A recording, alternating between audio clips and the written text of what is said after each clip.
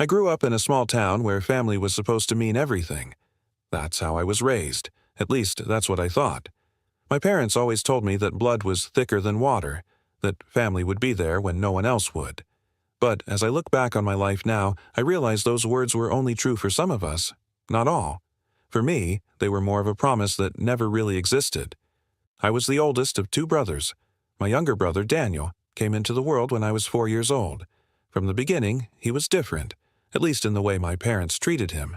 My mom would always say things like, "Daniel is so special, he's our miracle," and my dad would beam whenever he did something as simple as draw a picture or score a goal in soccer.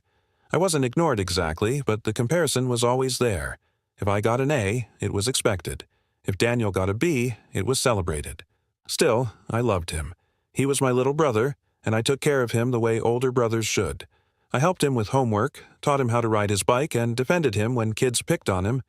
Even when I felt overshadowed, I thought, this is just how families work. You look out for each other. As we grew older, the differences between us became more obvious.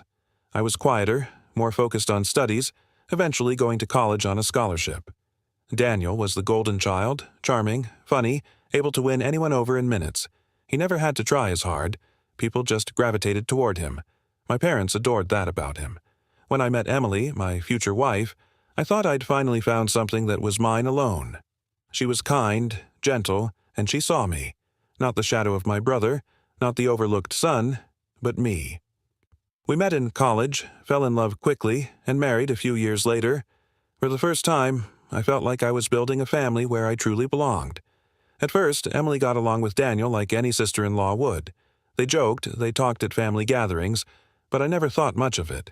It seemed normal. My parents, of course, were delighted to have Emily around.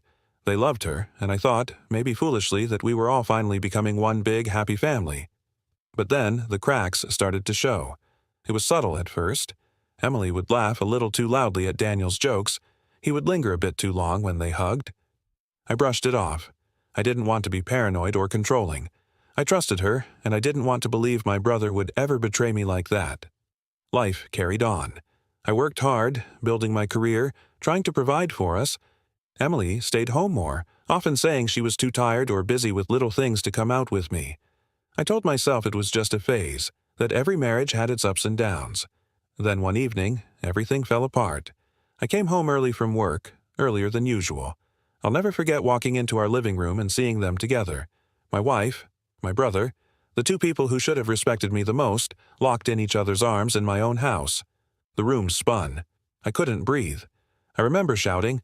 I remember Emily's face going pale and Daniel trying to come up with excuses. But the damage was already done. In that moment, something inside me shattered, something I didn't think could ever be repaired. I kicked Daniel out that night. I told Emily to pack her things. But the betrayal didn't end there. What hurt even more was what happened afterward. My parents took his side. When I confronted them, when I told them what had happened, I expected anger, disappointment, maybe even shame. Instead, my mother shook her head and said, "You've always been so jealous of your brother. Maybe you drove Emily to it." My father told me I was overreacting, that family shouldn't be destroyed over a mistake. A mistake? My wife and my brother destroying my marriage was just a mistake to them. It was like my whole world turned upside down. I realized then that I had never really been part of their family, not in the way Daniel was. They would always defend him, no matter what. I was just expendable. I cut them all off after that. I filed for divorce, I moved out of the house, and I started over. But the anger stayed. Every night I lay awake, replaying their words, their faces, their betrayal. And slowly, that anger turned into something else, a determination to make them feel the way I felt, to make them see the consequences of what they had done. Revenge wasn't something I ever thought I was capable of. But when the people who should have loved you the most destroy you, when they stand by and watch you bleed, something changes inside. I wasn't going to let them get away with it. Not Emily, not Daniel, not even my parents. It started small. I knew my brother's weaknesses better than anyone. He was reckless with money, always borrowing, always showing off. I knew how to push him deeper into that hole.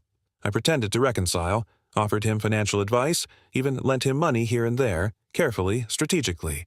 But every loan had strings attached, Every tip I gave nudged him toward riskier choices. Meanwhile, I quietly built myself up. I worked longer hours, invested smartly, saved every penny. While he dug his own grave, I was climbing higher.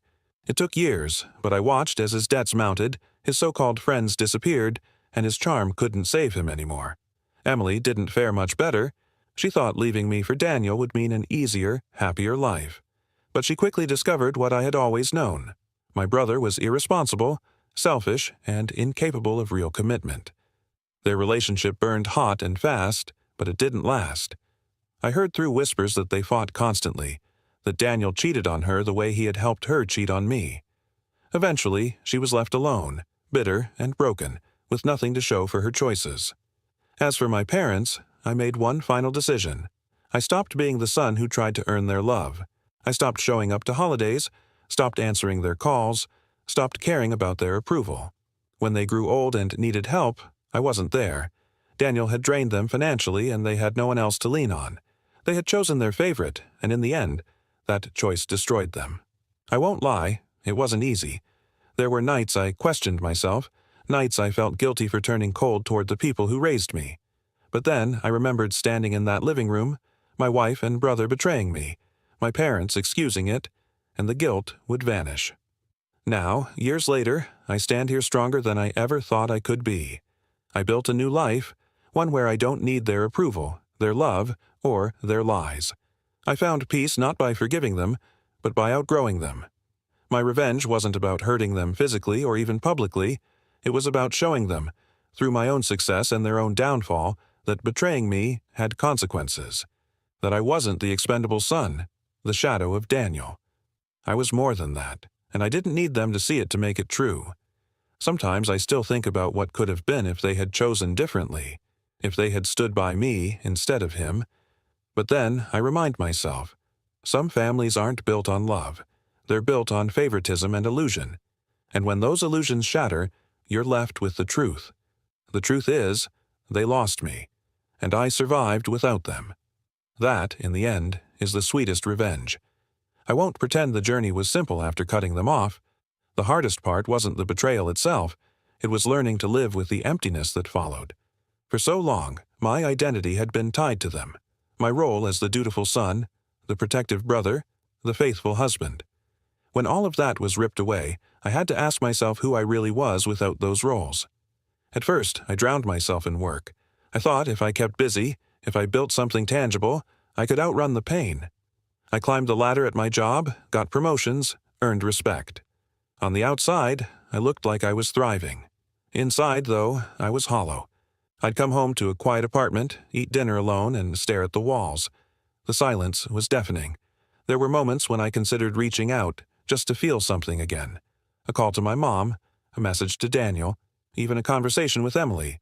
But then, the memory of their faces that night, their words afterward, would come crashing back, and I'd stop myself. I refused to reopen wounds that had nearly destroyed me. Instead, I began focusing on myself in ways I never had before. I started running every morning, not just to stay fit, but to clear my head. I traveled, something I had always put off because family obligations tied me down. I saw places I'd only dreamed of, mountains, oceans, cities full of strangers who didn't know my past. Each new place felt like proof that my world was bigger than the small box my family had tried to keep me in. Eventually, I met someone new. Her name was Claire. She wasn't like Emily. Where Emily was polished and charming, Claire was steady and genuine. She didn't make grand gestures, but she listened. Really listened. For the first time, I felt seen, not because of what I could provide, or who I was in relation. It took me a long time to let her in. I was terrified of history repeating itself. Every time she laughed at something one of my friends said, a part of me tensed up, afraid I was missing the signs again. But Claire was patient. She never pushed me to move faster than I was ready. Slowly, her consistency chipped away at the walls I had built. The day I told her the full story, about Emily, Daniel, my parents, I expected her to flinch, to look at me differently, maybe even to pity me. Instead, she took my hand and said, "They don't define you. You're stronger because of what you've survived." Those words sank deep into me. For years, I had believed I was broken, tainted by betrayal, but Claire showed me that surviving it didn't make me weaker. It proved my resilience. Life moved forward. I built a home with her, a place filled with laughter and warmth, the kind I never truly had growing up. And when our daughter was born, I made a promise to myself. She would never feel the way I did as a child. She would never wonder if she was enough, never compete for my love. She would know, without question, that she mattered. Years passed before I heard from my family again. One day, I got a letter from my mother. Her handwriting was shaky, her words desperate. She wrote that Daniel had left, that Emily was gone, that they were old and alone. She asked me to come back, to forgive, to be the son they needed. I sat with that letter for hours, my hands trembling. Part of me wanted to crumple it up and throw it away. Another part wanted to run to them, the little boy inside me still yearning for his parents' love. In the end, I wrote back only one line. You chose him, and you lost me. I never sent another letter. I don't know what became of them after that. Maybe they lived out their days clinging to the memory of their golden child. Maybe they regretted everything. Maybe not. The truth is, I'll never know, and I've learned to accept that. What I do know is this. My revenge wasn't just in watching them unravel. It was in reclaiming my own life, in building something beautiful out of the ashes they left me in. They tried to break me, but I came out stronger. Sometimes at night, when I watch my daughter sleeping peacefully, I think back to everything I went through. The betrayal, the loneliness, the anger. And then I look at her, at the family I've created with Claire, and I feel something I never thought I would again. Peace. Because in the end, the greatest revenge I ever took wasn't against them. It was living a life they could never take away from me. I'll never forget the way people used to look at me after everything came out. The whispers, the pitying glances, the way even old friends seemed uncomfortable around me. It was as if betrayal had branded me, as if my identity had been reduced to the man whose wife and brother destroyed him. For a while, I let that define me. I wore it like a scarlet letter, but I couldn't live that way forever. The truth is, revenge wasn't just about them. It was about reclaiming myself, and to do that, I had to face the darkest parts of my story and reshape them. My brother Daniel's downfall was the most complicated. He had always been reckless, but my nudges made it worse. I knew how much he craved validation, how much he wanted to be admired. So I planted ideas in his head, investments that seemed promising but were risky, connections with people I knew would use him. I never lied outright. I simply fed his ego and let him dig deeper. He borrowed money from the wrong people, spent lavishly on things he didn't need, and believed he was untouchable. All the while I kept my distance, never directly tied to his choices. When it all came crashing down, he tried to turn to me, just like he always had when we were kids. But this time, I said no. I looked him in the eyes and told him, "You're on your own." Emily's path was more predictable. At first I heard she gloated about leaving me, bragging about how she had chosen the better brother. But reality doesn't bend to fantasies for long. She discovered quickly that Daniel wasn't the partner she imagined. He was unreliable, unfaithful, and, eventually, broke. I never confronted her, never reached out. I didn't have to. She unraveled on her own. The last time I heard her name, it was through an old mutual acquaintance. Emily was living in a small apartment, working long hours at a job she hated, bitter about how her life had turned out. I don't take joy in her misery, but I can't deny there was a sense of justice in knowing she reaped what she sowed. As for my parents, watching them decline was the hardest and the most liberating. They had put all their faith in Daniel, all their love, all their trust. When he fell, he dragged them down with him. They lost money supporting his bad decisions, and when he eventually... For years, I had begged them to see me, to love me as much as they loved him. When I finally stopped trying, they came to realize too late what they had thrown away. Their letter asking me back wasn't just a plea for help, it was an admission of regret. And, I'll admit, part of me ached when I read it. They were still my parents, but another part of me knew that forgiveness would only chain me to the pain again. I made peace with that choice, not out of cruelty, but out of self-preservation. Some wounds can't be healed by going back. They can only be healed by moving forward. Building a new life wasn't about forgetting. It was about rewriting. Claire and I worked hard to create a home built on honesty and respect. We made traditions of our own: Sunday breakfasts, movie nights, walks in the park with our daughter. It might sound ordinary, but to me, it was extraordinary. Because for once, I wasn't living in someone else's shadow. And as I watched my daughter grow, I see how different her childhood is from mine. She knows, without a doubt, that she's loved equally, fully, unconditionally. There are no favorites in our family. No one is overlooked. That's the legacy I want to leave her. Not revenge, not bitterness, but proof that love can exist without betrayal. Still, on quiet nights when memories creep in, I sometimes wonder what Daniel thinks of me now. Does he hate me for not saving him? Does he even realize how much of his downfall was his own doing? I'll never know, and maybe I don't need to. Because here's the truth I've come to accept. Revenge gave me closure, but love gave me freedom. I didn't win by destroying them. I won by refusing to let their betrayal define the rest of my life. And in the end, that's the greatest justice of all. Even after everything, I sometimes catch myself revisiting old memories, holidays at the dinner table, childhood summers, the moments when I thought we were a normal family. I see my brother as a kid again, running behind me with scraped knees, laughing when I taught him how to ride a bike. I see Emily on our wedding day, looking at me with what I believed was genuine love. I hear my parents cheering for him at soccer games, their pride so loud it drowned everything else out. It's strange how betrayal can coexist with nostalgia. Part of me still longs for what I thought I had, even though I know it was never real. That's the hardest part, accepting that sometimes the people you love most will hurt you the deepest, and that love doesn't always protect you from betrayal. Over the years, I've had opportunities to cross paths with them again. A family funeral, a mutual friend's wedding, moments where I could have confronted them face to face. Each time, I chose not to.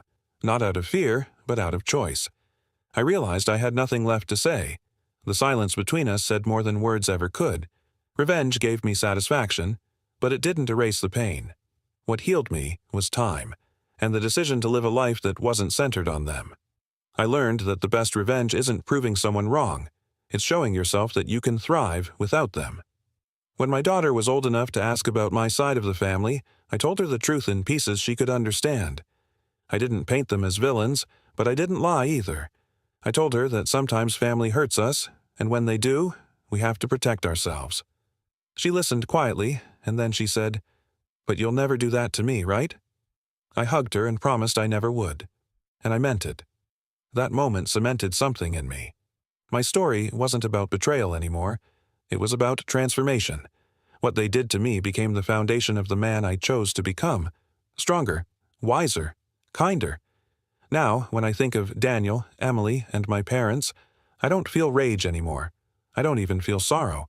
I feel distance, as if they belong to another life, one that no longer has power over me. I've built something they can never touch, a family of my own, grounded in love, respect, and honesty. That is my victory. That is my revenge. And that is my peace. Because in the end, I didn't just survive their betrayal, I became someone better because of it.